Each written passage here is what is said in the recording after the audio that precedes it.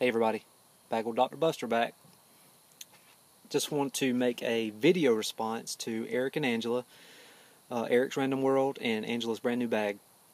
Two of the most special people to me in this pipe smoking community. They are really good friends of mine. Good people. Need to check those guys. If you're not subscribed to Eric and Angela, go check those guys out. Just a sweet couple from up in Tennessee. I got a chance to meet them a few weeks ago, about a month ago, when I went up to Nashville. Got to hang out with them for the day, and it's just a sweet couple. Really good people. Real down to earth. Just some good people. But their contest was to tell a story of some paranormal or unexplained event in your life that you really can't explain, and whether or not it's scary or what have you. This is something that that's happened to me. I was in high school, and I went to a high school that was built back in the 30s, so the building is very old. Thousands upon thousands of people have been through that building. But you know how every high school has an auditorium where you put on like plays and pageants and band concerts, things like that.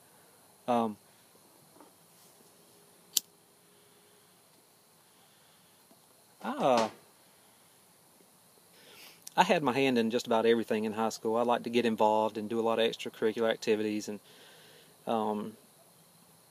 just get involved in things. And one of the things I was involved in was I helped out with the beauty pageant that they had there.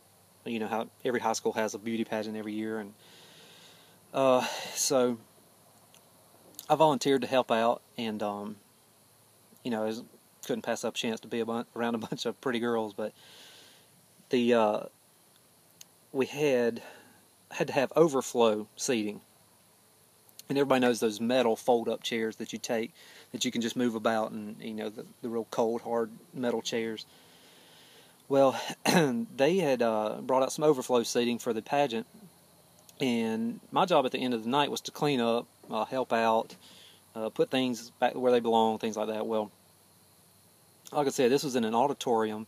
It probably seats about 1,000 to 1,300 people, maybe. I really can't remember. But we had to have overflow seating. Well, on the stage, under the stage, if you're looking straight at the stage, there are some doors, probably about waist high, as high as the stage is up off the main floor. There are some doors where we store those metal chairs. And at the end of the night, I was there by myself, and the girl I was dating at the time, who had been in the pageant, she stayed after with me, and we had locked the two side doors, and the only door that was open, that could have been open from the outside, would have been the main door at the very back of the auditorium. So I was putting up these chairs, and I'd probably put up, a couple hundred, stashing them, put them in these little on these little roller carts, and pushed them all the way up under the stage, as far as back as they would go, and then I'd unload them, and then take that roller cart and pull it back out. Well, I had taken that cart and pushed it all the way back. This was about the second or third trip up in there, and I had to stoop down real low and push them up, and so I had just unloaded all the chairs, and I turned around, and I was kind of sitting on my rump, just kind of taking a break, and nothing was moving around, and I heard what was footsteps above me, a foot above me on the stage. I didn't think anything about it. I just thought maybe my girlfriend was up there walking around or something. So I came back out, loaded another Lotus, and she was sitting there in the auditorium. She was actually doing homework, just hanging out. She's probably, I don't know, doing some homework, studying, or whatever it was. I can't remember. She was just sitting there, maybe reading a book. But she was still sitting in the same place where she was when I went under the stage. So I got another round of chairs, put them back up in there, and as I was turning around, making no noise, I heard footsteps again. I come back out, I was like, are you up on the stage? And she said, no. I said, well, I swear I keep hearing somebody walking around up on stage, because it's just her and I were in the whole auditorium. Matter of fact, we're the only people in the whole school. This is about 12:30 at night. And like I said, the two side doors were locked, and the only open door was the one at the back of the auditorium. So if anybody would have come in, they would have had to walk right beside her to get down to the stage. So she said, no, there was nobody. And I was standing up on, I had finished putting the chairs up on the stage. I walked back up on stage, and she's sitting down, you know, about 3 or 4 rows up into in the seats there. And I'm back up on stage, kind of fiddling around, getting some things back together, and I'm talking to her, and I catch some movement out of my eye. And you know, at the top of auditoriums in the very back, there's a lighting thing, and holy cow, my wife just walked up out of the dark and scared the ever-loving crap out of me.